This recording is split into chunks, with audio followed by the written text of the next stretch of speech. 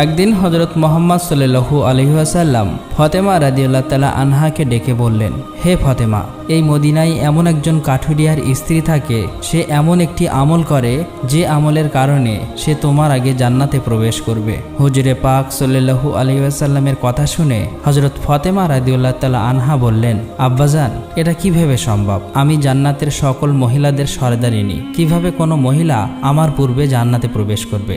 জান্নাতে পূর্বে প্রবেশ করার আকাঙ্ক্ষা সকলেরই রয়েছে। আব্বাজান, দয়া করে আপনি আমাকে সেই কাঠুরিয়ার স্ত্রীর ঠিকানা বলুন, আমি যাতে দেখে আসতে পারি সে কি এমন আমল করে যে আমলের কারণে সে আমার পূর্বে জান্নাতে প্রবেশ করবে।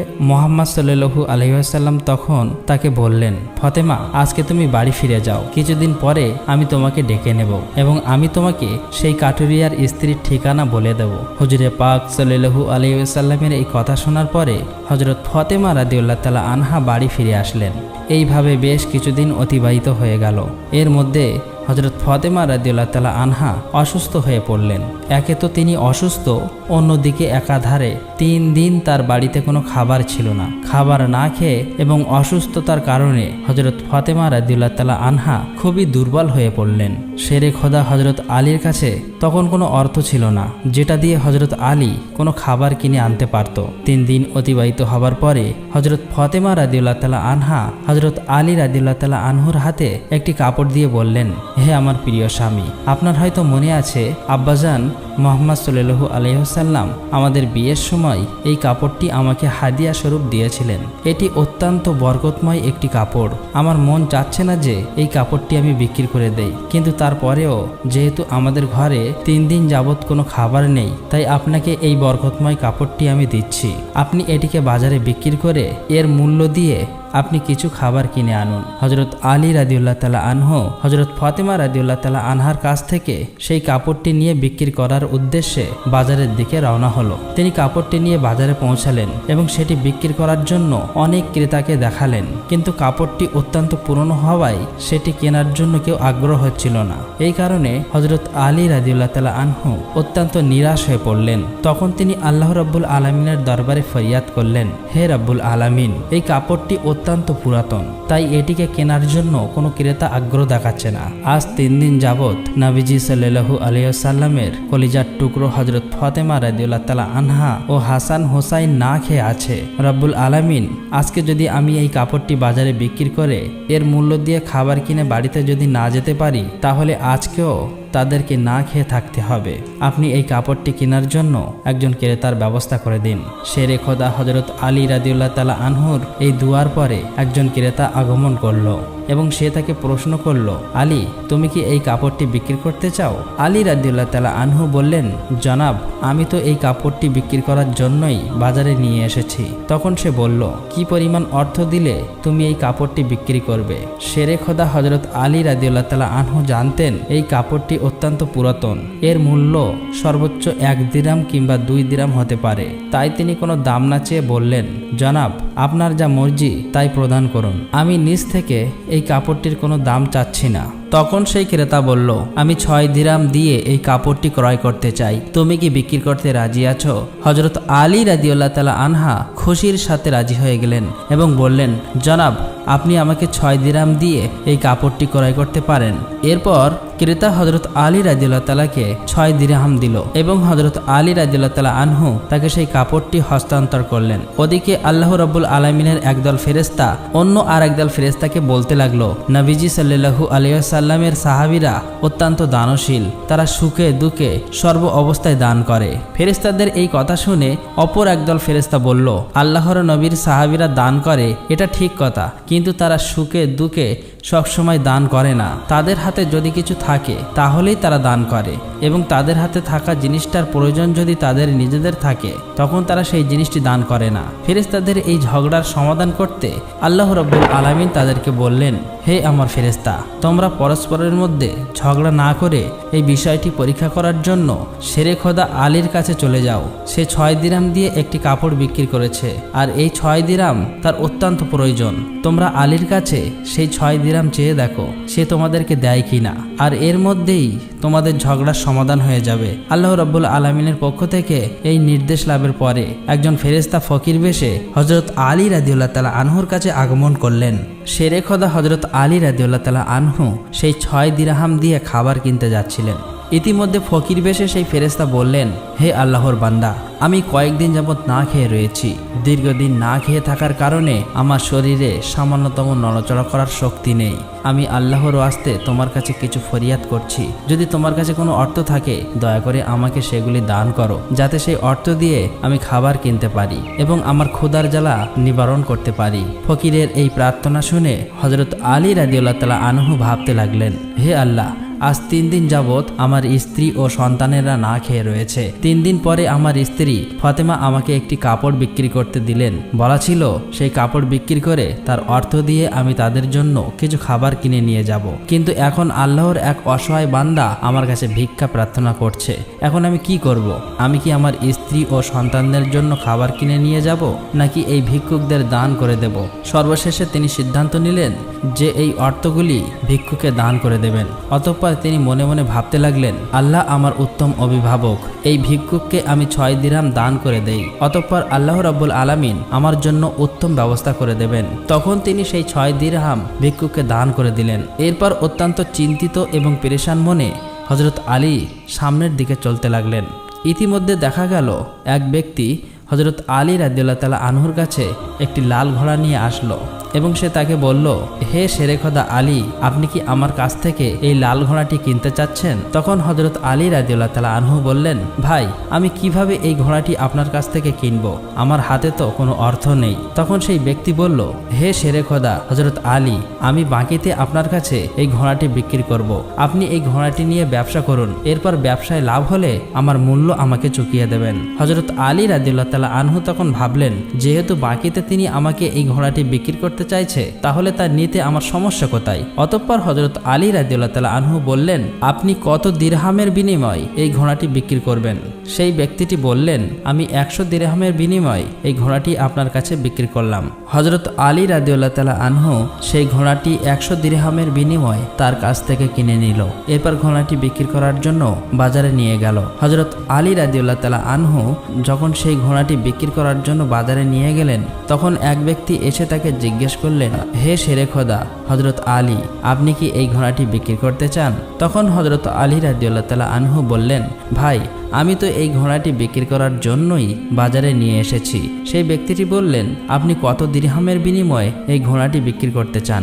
আলী রাদিয়াল্লাহু তাআলা আনহু নিজের থেকে কোনো দাম না বলে সেই ব্যক্তিকে বললেন, আপনি কত দিরহামের বিনিময়ে এই ঘোড়াটি কিনতে পারবেন? সেই ব্যক্তিটি বলল, আমি 160 দিরহামের বিনিময়ে আপনার কাছ থেকে ঘোড়াটি কিনতে চাই। হযরত আলী রাদিয়াল্লাহু তাআলা আনহু চিন্তা করলেন, আমি তো এই ঘোড়াটি 100 দিরহামের বিনিময়ে কিনেছি, আর তিনি আমাকে মূল্য দিতে চাইছেন 160 দিরহাম, অতএব এতে আমার 60 দিরহাম লাভ হবে। তখন হযরত আলী রাদিয়াল্লাহু তাআলা আনহু বললেন, ভাই, আমি আপনার কাছে 160 দিরহামের বিনিময়ে এই ঘোড়াটি বিক্রি করে দিলাম। সেই ব্যক্তিটি 160 দিরহামের বিনিময়ে হযরত আলীর কাছ থেকে সেই ঘোড়াটি কিনে নিলেন। হযরত আলী রাদিয়াল্লাহু তাআলা আনহু যে ব্যক্তির কাছ থেকে সেই ঘোড়াটি কিনেছিলেন তাকে 100 দিরহাম পরিশোধ করার পরেও তার কাছে রয়ে গেল 60 দিরহাম। তিনি 6 দিরহাম আল্লাহর রাস্তায় দান করেছিলেন। আল্লাহ রাব্বুল আলামিন তার বিনিময়ে তাকে 10 গুণ বৃদ্ধি করে 60 দিরহাম ফেরত দিলেন। অতঃপর সেই 60 দিরহামের বিনিময়ে শেরে খোদা হযরত আলী রাদিয়াল্লাহু তাআলা আনহু বিপুল পরিমাণ খাদ্য কিনে বাড়ির পথে রওনা হলেন। যখন তিনি বিপুল পরিমাণে খাদ্য কিনে বাড়িতে ফিরে আসলেন, তখন হযরত ফাতেমা রাদিয়াল্লাহু তাআলা আনহা তাকে বললেন, হে আলী, আমি তোমাকে যে কাপড়টি বিক্রি করতে বলেছিলাম সেই কাপড়ের মূল্য দিয়ে তো এত পরিমাণ খাবার কেনা সম্ভব নয়, তাহলে তুমি এত খাবার কেনার অর্থ কোথায় পেলে? তুমি আগে আমাকে এই কথা বলো, তারপরে আমার বাড়িতে প্রবেশ করতে পারবে। হযরত আলী রাদিয়াল্লাহু তাআলা আনহু বললেন, ফাতেমা, আগে আমি বাড়িতে প্রবেশ করি, তারপরে না হয় আমি তোমাকে প্রকৃত ঘটনা খুলে বলবো। কিন্তু হযরত ফাতেমা রাদিয়াল্লাহু তাআলা আনহা তাকে বললেন, আগে আপনি প্রকৃত ঘটনা খুলে বলুন, তারপরেই আপনি বাড়িতে প্রবেশ করতে পারবেন। শেরে খোদা হযরত আলী রাদিয়াল্লাহু তাআলা আনহু বললেন, ফাতেমা, তুমি তো ভালো করেই জানো যে তোমার স্বামী হযরত আলী কোনোদিনই কোনোভাবেই অবৈধ অর্থ উপার্জন করতে পারে না। আমি যে পন্থায় এই অর্থগুলি উপার্জন করেছি তা সম্পূর্ণ বৈধ একটি পন্থা, অতএব এই ব্যাপারে তোমার সন্দেহ করার কোনো কারণ নেই। কিন্তু হযরত ফাতেমা রাদিয়াল্লাহু তাআলা আনহা হযরত আলী রাদিয়াল্লাহু তাআলা আনহুর এই কথাগুলি তেমনভাবে বুঝতে চাইছিলেন না। হযরত আলী ও হযরত ফাতেমার মাঝে এই ঘটনা ঘটার কিছুদিন পরে নবী পাক সাল্লাল্লাহু আলাইহি ওয়াসাল্লাম হযরত ফাতেমাকে তার দরবারে ডাক দিলেন।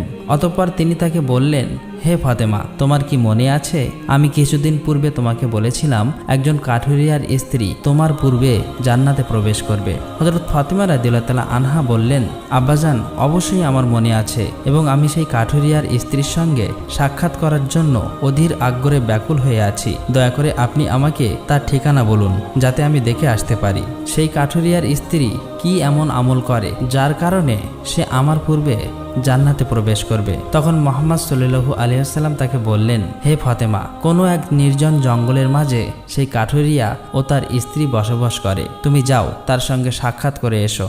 রাসূল সাল্লাল্লাহু আলাইহি ওয়াসাল্লামের কাছ থেকে সেই কাঠুরিয়ার স্ত্রীর ঠিকানা পেয়ে হযরত ফাতেমা রাদিয়াল্লাহু তাআলা আনহা তার সাথে সাক্ষাৎ করার জন্য রওনা হলেন।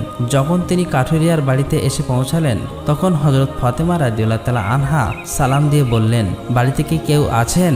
আমি নবীর মেয়ে হযরত ফাতেমা বলছি, আমি কি বাড়ির ভিতরে আসতে পারি? বাড়ির ভিতর থেকে আওয়াজ আসলো, আমি পরম সৌভাগ্যবান যে আমার বাড়িতে নবীর মেয়ে হযরত ফাতেমা আগমন করেছেন। হে আল্লাহর নবীর মেয়ে, আপনি বলুন কেন আমার বাড়িতে আগমন করেছেন? তখন হযরত ফাতেমা রাদিয়াল্লাহু তাআলা আনহা বললেন, আমি আপনার সাথে দেখা করতে চাই, দয়া করে আমাকে ভিতরে আসতে দিন। তখন কাঠুরিয়ার স্ত্রী বলল, হে আল্লাহর নবীর মেয়ে, সে জান্নাতের সর্দারিনী, আপনার সাথে দেখা করার একান্ত ইচ্ছা ও আগ্রহ আমার মনেও রয়েছে, কিন্তু তারপরেও আমি আপনাকে ঘরে আসার অনুমতি দিতে পারি না, কেননা এটি আমার স্বামীর ঘর, আর আমি আমার স্বামীকে না বলে কোনো মানুষকেই ঘরে ঢোকার অনুমতি দিতে পারি না। দয়া করে আপনি আগামীকালকে আসবেন, আমি আমার স্বামীর কাছ থেকে আপনার ব্যাপারে অনুমতি নিয়ে রাখব।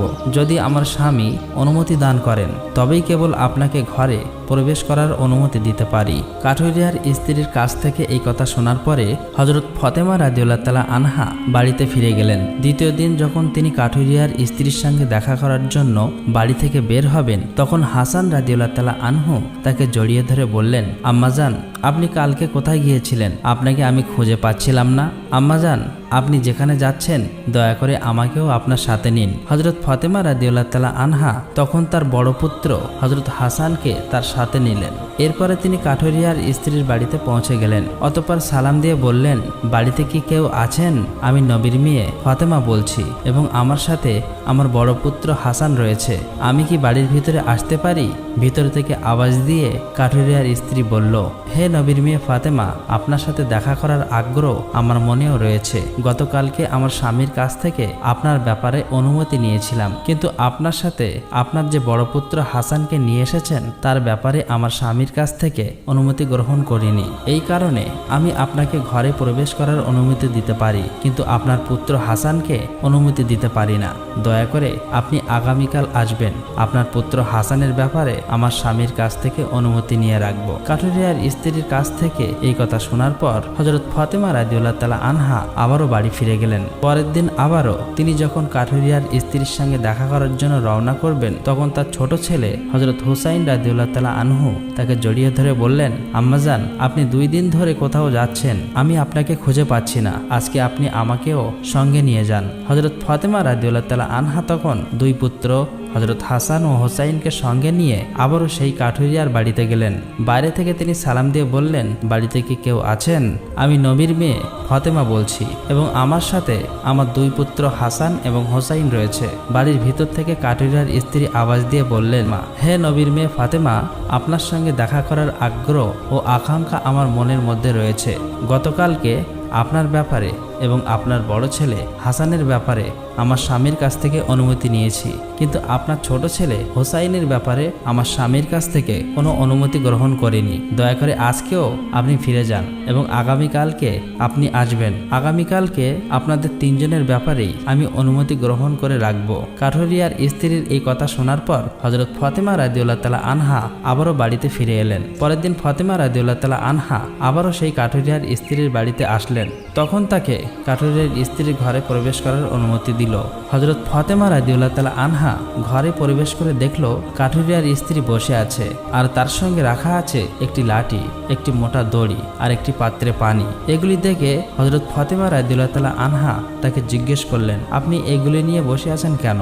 সারাদিন পরিশ্রম করার পরে যখন আমার স্বামী বাড়িতে ফিরবে তখন হয়তো তার অজু করার প্রয়োজন হবে অথবা তার পানি পান করার প্রয়োজন হবে। আমি চাই না আমার ক্লান্ত স্বামী পানির জন্য সামান্যতম কষ্ট পাক, যাতে পানির প্রয়োজন হবার সাথে সাথেই আমি তার কাছে পানি পৌঁছে দিতে পারি।